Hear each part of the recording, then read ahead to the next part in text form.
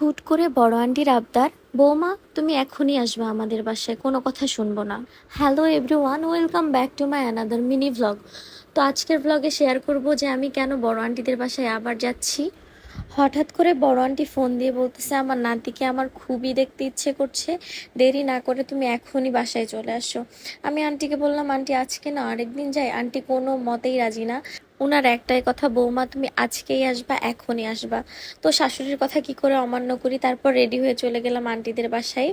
আর আন্টিদের বাসায় যাওয়ার সময় আয়ান রাস্তায় ঘুমিয়ে পড়ছিল, এই জন্য বাসায় গিয়ে প্রথমে ওকে শুয়াইয়ে রাখছি। আর তারপরে আন্টি আমাকে তাড়া দিতে শুরু করে, বৌমা জলদি জলদি ফ্রেশ হয়ে খেতে চলে আসো, আমরা একসাথে খাবো। আমি তো খাবার টেবিলে বসে পুরো অবাক, এত কিছু রান্না করছে, এত রকমের খাবার রান্না করে টেবিল পুরো সাজিয়ে রাখছে।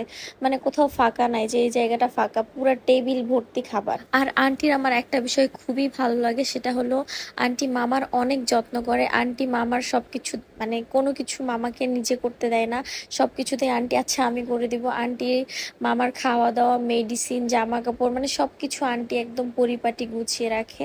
আর এই যে আমি যাওয়ার পর থেকে খাওয়া শুরু করছি, যতক্ষণ না আমি বাসায় ফিরছি ততক্ষণ পর্যন্ত আমাকে একটার পর একটা খাবার দিতেই ছিল। আর আমিও বসে বসে চুপচাপ খাচ্ছিলাম, কি করব।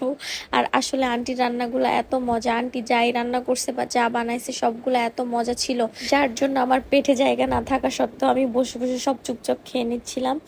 আন্টি আম সত্ত্ব এত মজা করে বানাইছিল, সাথে আন্টি কিন্তু বাসায় নিজে হাতে দই বানাইছিল, এটাও অনেক মজা ছিল।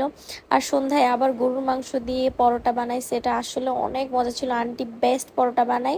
আর আন্টির হাতের চা, আমি চায়ের ক্লিপ নিতে ভুলে গেছি, আন্টি অনেক ভালো অনেক মজার চা বানাই, যেটা খেয়ে আমি আন্টির ফ্যান হয়ে গেছি। আন্টি যে শুধু অনেক ভালো রান্না করে সেটা কিন্তু না, আন্টি যেরকম অনেক ভালো রান্না করে পাশাপাশি আন্টি কিন্তু অনেক গোছালো পরিপাটি একজন মানুষ। আন্টির বাসাটাকেও আন্টি একদম সুন্দর করে গুছিয়ে রাখছে। আন্টির বাসার প্রত্যেকটা জায়গা আমার অনেক বেশি ভালো লাগছে। এই ছিল আজকের ভিডিও। আল্লাহ হাফেজ।